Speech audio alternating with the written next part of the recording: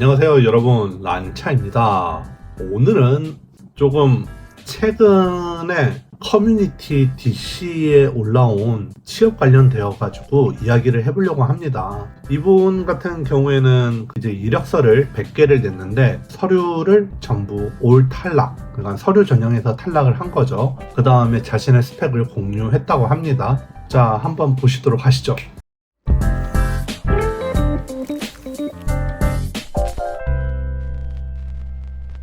자, 이 글 같은 경우에는 최근 따끈따끈하게 한 일주일 전후로 해가지고 올라온 내용이고요. 이 사람 같은 경우에는 100개 정도의 서류를 지원을 했었는데 전부 다 탈락했었다며 자기의 이제 스펙에 대해서 이야기를 하고, 그 다음에 뭐 여러 가지 어떤 건지 좀 알아보도록 하겠습니다.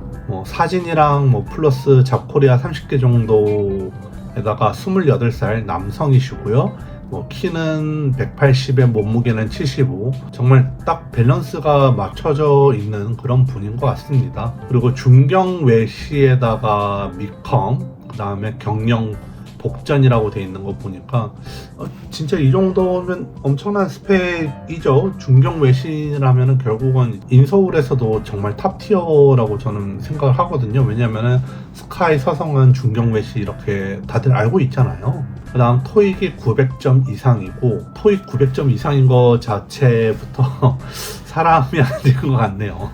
정말 기계 수준, 왜냐면 토익을 900점 넘기려면은 약간 기계 수준으로 그 문제를 풀어야 됩니다. 그 다음에 오픽은 AL, 정말 영어는 완벽한 것 같고, 거기다가 HSK 5급이라고 하면은 제2 외국어로도 부족함이 없죠. 호주 교환 학생으로 1년, 독일계 인턴, 독일 기업에서 인턴을 6개월 했고, 해병대 이런 것들도 어느 정도 그 남자 인사 담당자라면 조금 긍정적인 생각을 합니다. 이 친구는 확실하겠구나, 그 앞발이가 있겠구나 라는 게 결국은 해병대이다 보니까. 다만 최근에 이제 그 어떤 해병대 사단장님께서 이슈가 있는 거 말고는 큰 문제는 없습니다. 결국은 저도 그렇고 약간 장교를 볼 때 그렇게 좋게 볼 수는 없을 것 같아요. 제가 약간 인사 담당자라면 말이죠. 조심해서 좀 훑어보겠죠. 자, 그 다음에 국제무역사, 무역영어 1급에다가 커말 1급, 장난 아니군요 이거. 무역, 해외 영업, 순사대기업, 중견 500억 이상, 중소 지원, 그러니까 결국엔 무역이랑 해외 영업 쪽으로, 그 다음에 유명한 대기업이라든가 중견기업 전부 다 했고, 면접 제의가 10개를 받았고, 최종 합격에서 올 탈락을 받았다고 합니다. 초봉은 이제 3,500선에서도 탈락을 했다고 하네요. 인터넷 표현입니다. 자살 마렵네, 나 어떻게 하냐. PS 영국에서 학비만 3, 4억 쓴 친구도 거의 탈락 중이라고 합니다. 네, 이거를 보시면 현재 한국의 취업 시장이 너무나 빡세고 어렵다는 거, 그리고 이런 경우에는 오히려 해외에서 취업을 하는 게 훨씬 더 이득이지 않을까 싶네요. 네, 다만 이 정도 스펙이면은 또 여러 가지 인사 담당자가 생각하겠죠.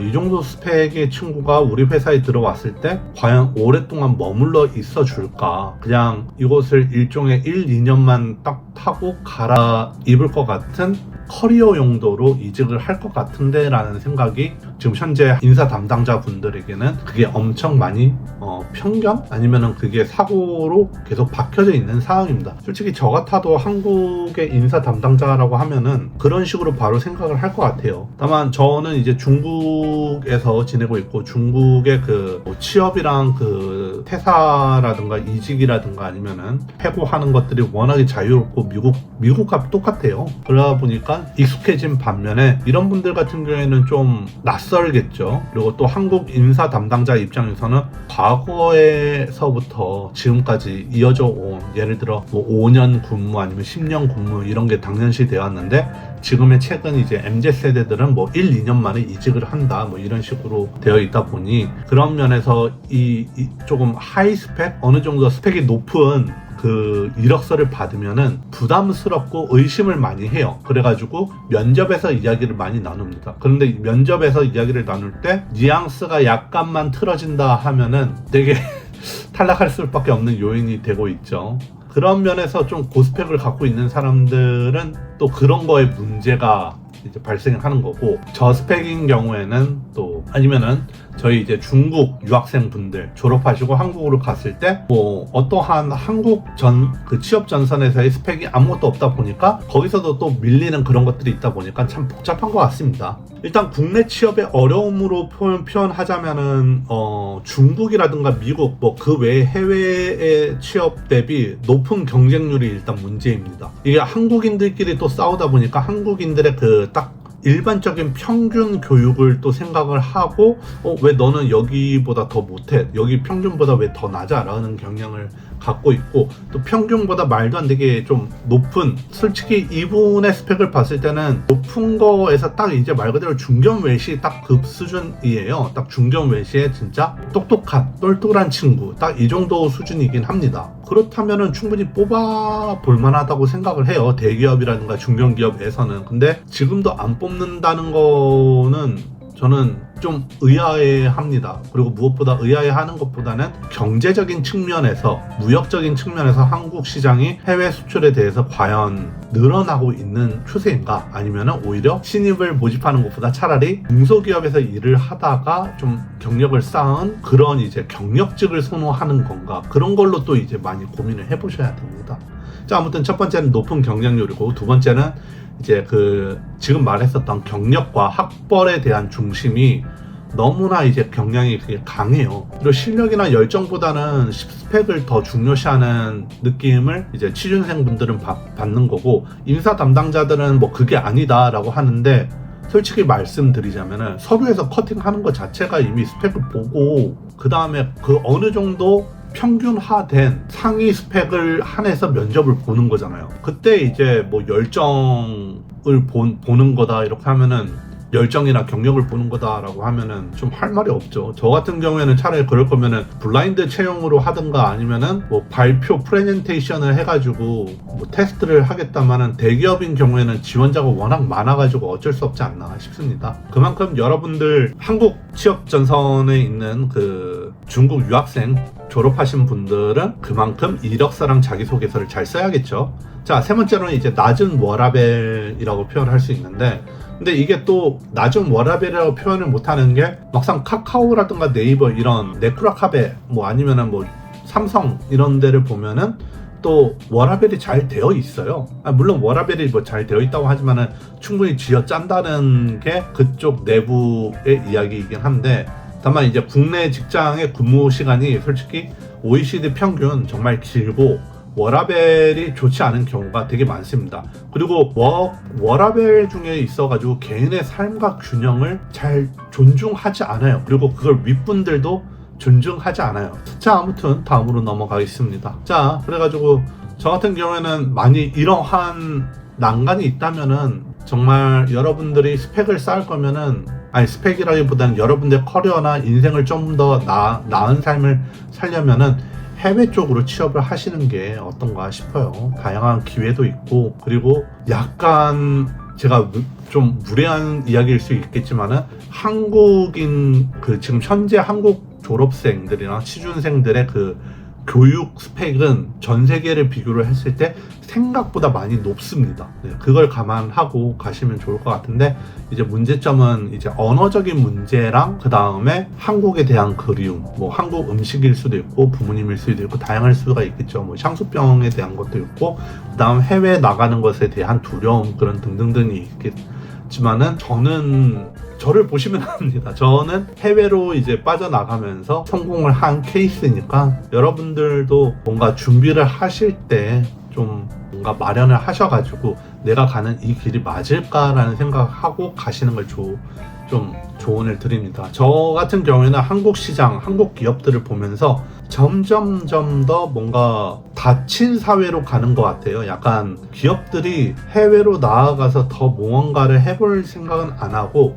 그냥 이미 독점 시장인 한국 시장에서 계속 돈을 불리고 있다가 그거를 또 다시 돈 굴리다가 새로 이제 그 재벌한테 물려줘야 되잖아요. 같은 자식한테. 아니면 뭐 자기 그러려면 또 이제 다시 IPO를 상장하고. 그러니까 물적 분할을 맨날, 그러니까 주식으로 표현하자면 물적 분할도 계속하면서 이제 다시 새로운 이제 자회사 IPO 시키고 뭐 시키고 하면서 혹은 개판인 거죠. 그래서 뭐 한국 사람들 뭐 주식 그런 거 보면은 국장은 안 하고 미장만 한다 이런 표현 하듯이 어쩔 수 없는 현실인 것 같습니다. 약간 일본이랑 비슷하면서 다른 약간 한국 스타일의 약간 닫힌 거라고 볼 수가 있겠지만 답이 없죠. 뭐 이거는 솔직히 중요한 게 아니고 결국은 여러분들이 첫 번째 뭐 취업을 하더라도 정말 자기소개서라든가 이력서를 한 땀 한 지원하시는 그 회사마다 잘 맞추면 커스터마이징을 하셔가지고 지원을 하셔야 된다는 점이랑, 두 번째는 스펙은 나날이 갈수록, 스펙은 결국 서류 절차 과정이거든요. 서류가 점점 더 그 스펙이 요구하는 게 높아지고 있다. 근데 높아지면서 또 웃긴 거는 경력도 요구하고 있다. 엉망진창인 거예요. 그럴 거면은 둘 중 하나만 하면 되는데 마치 한국의 법처럼 뭐 정말 옛날에 악법 같은 그런 것들도 이제 조정을 하고 상법 같은 거를 이제 개정을 해야 되는 그런 것들이 꽤 많은데 개정 안 하고 거기에 그냥 계속 쌓아두고 악용할 사람은 악용하고 구모 씨처럼 뭐 계속 개판이 되다 보니까 그러다가 이제 뭐 이거는 하면 안 돼, 저것도 하면 안 돼, 막 여러 가지 법 이상한 거 계속 올리다 보니까 경우에 그들만의 상류층들만이 어느 정도 갖고 놀 수 있는 어느 정도의 독점 시장 돼버리고, 밑에 있는 애들은 뭐 어떻게 가질 만한 어떠한 방법이 불가능한, 위로 점점 더 뭔가 개천에서 용난다 이런 스타일의 성공 스토리는 점점 만들 수 없는 그러한 격차를 만들었죠. 그거야 뭐 한국이 알아서 해야 할 부분이 아닌가 싶습니다. 저 같은 경우에는 만약 이 분을 서류는 합격시키고 면접에서 좀 대화를 나눠볼 것 같아요.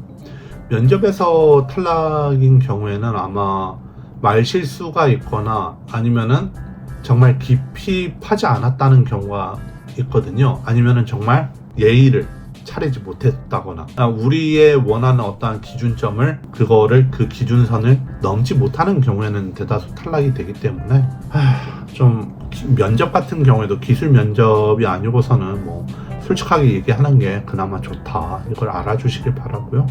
지금은 뭐 면접도 조금 더 스타일이 달라졌을 거라 생각하고, 이력서나 자기소개서는 항상 변하지 않는데 여러분들이 좀 인터넷으로 이력서랑 자기소개서 훑어 보면서 좀 계속 스스로의 것을 갱신해 주시면 좋을 것 같습니다. 이상입니다.